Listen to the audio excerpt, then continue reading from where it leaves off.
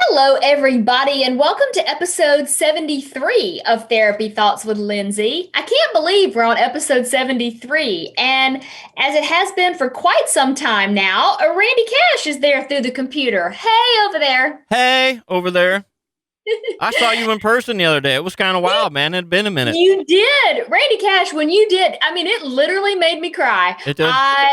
I didn't expect to have such like an intense reaction, but when I saw you, I was like, oh my God, it's like live. Actually, it's gonna make me cry now. Like it's like a live person that I love and care about. Oh my goodness. Like it was wow. But yeah, you came and painted at my house, which we are very grateful for. I know it was super fun for you. I was happy to help out. Yeah, it was a very emotional moment for me, too. I just took all those emotions and just squashed them down and stomped them down like I always do. So what you're saying is you could have been all sappy and cry and you just squished it all down. No, I was very happy to see you. I'm just playing. We had No. fun, man. That was a good We time. did. It was a lot of fun. And yeah, you're helping us get our house ready to put on the marquette. And yeah, you painted a bathroom and fixed a ceiling and painted the hallway. It all looks amazing. You did a great job. Well, thank you very much. I greatly appreciate it. And it was my gift to you. I was happy to do it. Well, thank you. I appreciate that. I think you'll find this funny. Every now and then I'll have people that will message me, about the podcast or whatever. And did you know that people refer to you as Randy Cash? Like rarely do they refer to you as Randy. You're always Randy Cash. That's hysterical. I have a few nicknames. I have another one from another thing that I do. My nickname is Randall R. Cash Money Daddy. Oh my good. I don't even there's probably a whole lot in there we should unpack at some point, but I don't think People today just is that started day. adding money words onto the end of it, daddy. Then I was Oh, like, I'm I a get it. father, and then it Cash Daddy Money because Randy Cash Money. That what's really funny about that though is that you're not actually Randall. That's why it's so funny that that's not actually your name. Right. It's funny. It is. I don't let a lot of people say it, but a few people I let call me that just because it's funny. That's really funny. Yeah, I just thought it was hilarious that like people refer to you as Randy Cash. So, anyways, I digress. Very good to see you. Very grateful for that. Yeah, and I don't know. We may have to figure out a way to do our recording live and in person again. But in the new house, I will say, I'm gonna have a dedicated room that's gonna have like those little soundproofy things or whatever they're called, the acoustic things on the wall, so that it'll be like really good sound. So I don't know. You may not see me in person again. I can't guarantee that we're gonna do recording in person again. This may just be the way we do it. I don't know. It's the new way, man. So we're good. I'm all set up for it. So we're There ready. you go. I'm We'll, here we'll for make you. it happen. I'm here for So you. we are still working through boundaries. Today, we are going to talk more about material boundaries. So when I talk about material boundaries, this one in some ways I feel like is the easiest to understand, like how to set them. But sometimes it's one of the hardest ones to set with people because what's really interesting is it's a boundary basically about your stuff, who gets to touch your stuff, who gets to use your stuff, who you do and don't give access to your stuff, and then also how you may ask other people to use their stuff, which I don't know if we ever really think about how much of a boundary that really is. But just because you have something that someone else wants doesn't mean that they get access to it. Even if that's your family, even if it's your significant other, even if it's your kids. I'm not saying that you want to be selfish to a fault or, stingy with your things or not have like a conversation about it. But setting material boundaries is very complicated sometimes because when you tell someone, no, you can't borrow that, they can get really bent out of shape about it. Like it can be a big deal. Yeah, a lot of times people feel guilty when they don't want to lend you something, and Mhm. that's a very powerful tool to play against someone if you really want something.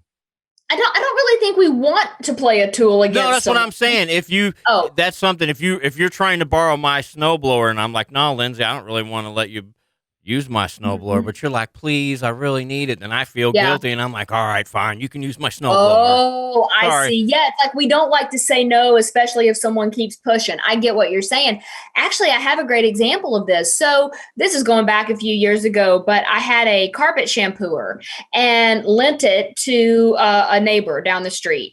And it's not that this is a bad person or anything, but lend it to them. And, we were talking before we started recording about like the whole OCD and kind of how I'm very particular about stuff. And sometimes it's hard for me to let other people use my things or even to let other people do jobs for me. Like I let you paint at my house because you're as OCD as I am, I think. And you paint in a very specific way and you deal with my neurotic self that wants to like micromanage it. Not everyone's okay with that, right? I'd rather just do it myself.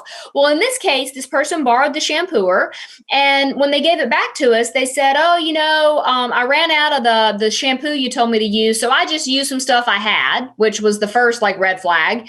And then the other was that they were like, "Yeah, we went ahead and went over the carpets a good 3 times before we, called it a day." And, we didn't think much about it until we went to go use it and realized that not only had the shampoo they used gummed it all up, so now they didn't clean the machine out, but we had to take it in and have it repaired. So not only did we not have use of this product anymore, we had to pay to get it fixed.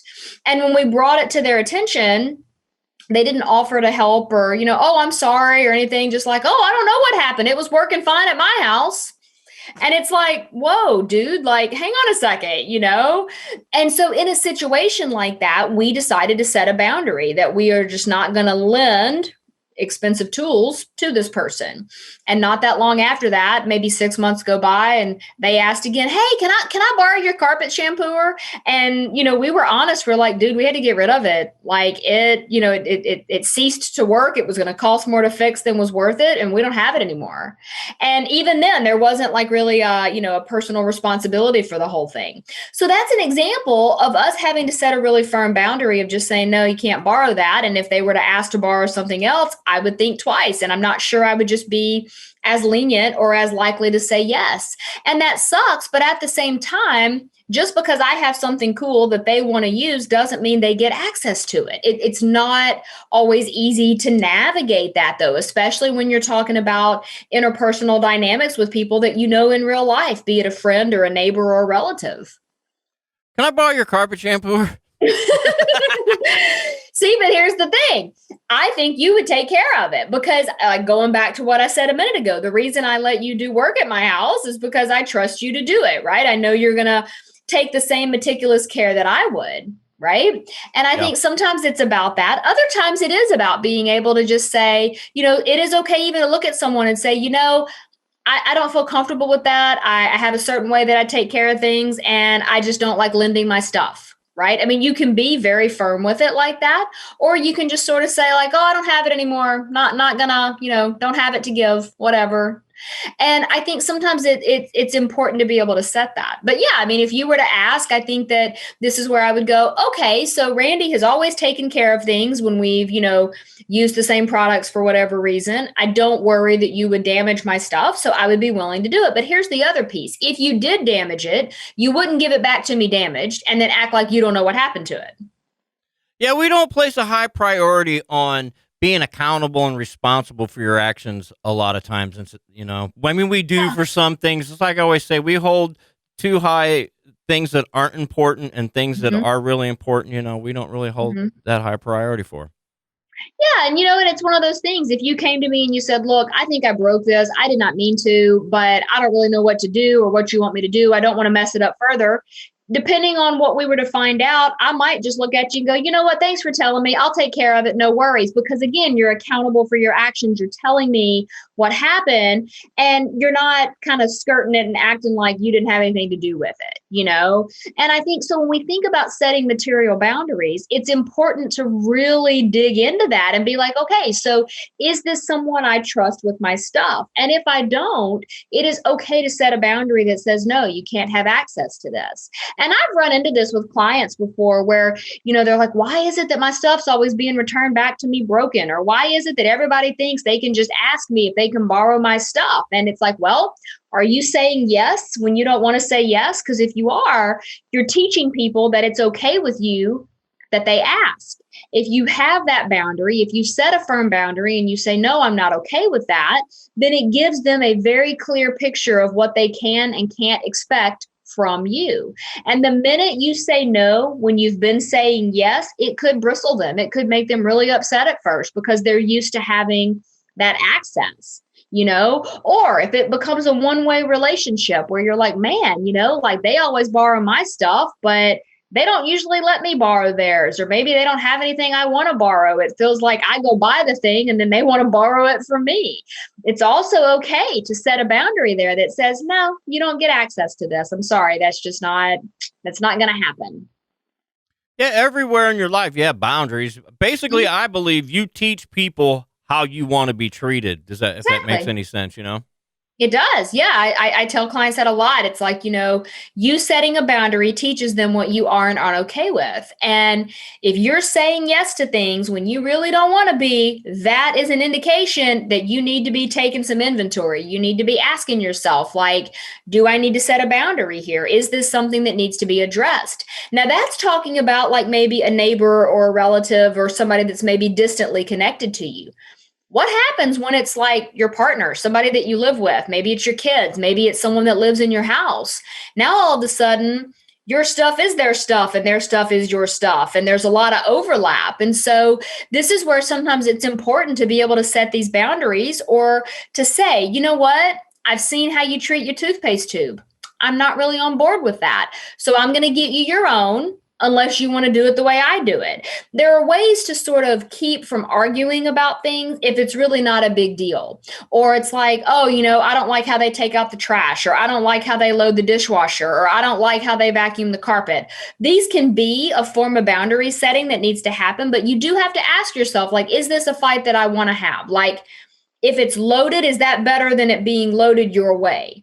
If it's vacuumed, is that better than it not being vacuumed? And if your answer is that I really need it done a certain way, then it may be that not only are you setting a boundary, but then you're also agreeing to take some work upon yourself, which then you're not able to come back later and be resentful about because you have basically said, I want to take over that task, or I want to do it this way because to do it the other way or to do it your way really causes me stress. So I would rather own it myself, right? So it's all about negotiating almost like the terms of your arrangement.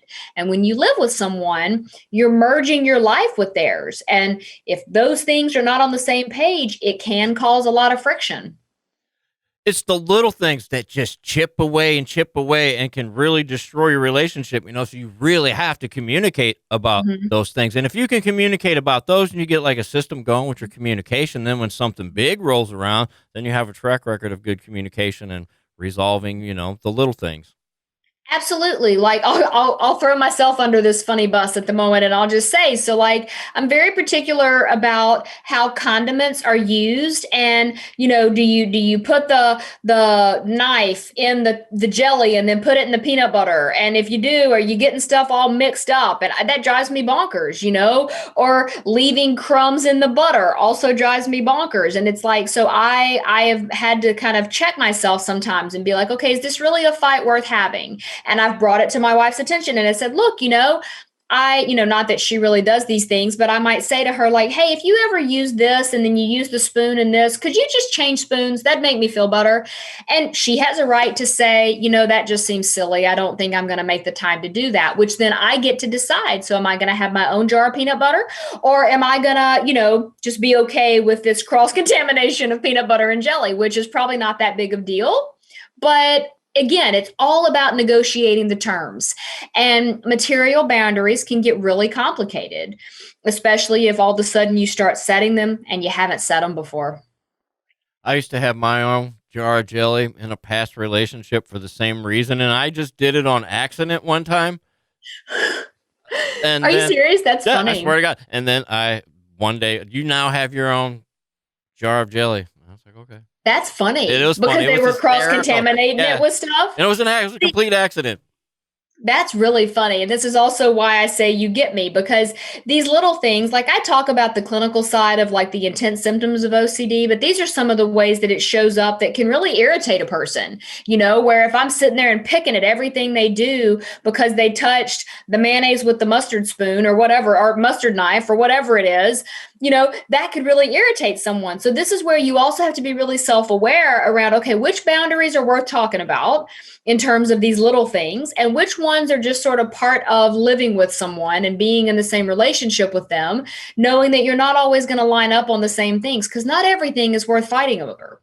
So this is where boundaries and, relationship stuff really get put to the test sometimes. They really do. The little things, dude. Gotta watch those little things. The little things do add up. But my whole takeaway that I want you to have from today's episode is that it is okay to decide who does and doesn't have access to your stuff. And you get to set those boundaries that are in accordance with how you want to live and how you want your things treated. And it is okay for you to do that. So I know we got to wrap it up. How can people follow along with you and your shenanigans? On the Instagrams at Cash Comedy. Thank you very much. You're welcome very much. If you do want to follow along with what I've got going on, you can go to lindsaywalden.com. All of the info about all of the things is there. But if you do want to follow on social media, on Facebook, it's at Lindsay Walden Consulting. Instagram is at This Is Lindsay Walden. TikTok is at This Is Lindsay Walden. Pinterest is Therapy Thoughts or Lindsay Walden. And on Clubhouse, I am at lindsay.walden. Until next week, I do hope you keep living your best life and trying to set these boundaries. Keep building that relationship of your dreams, and we will be back next week with more.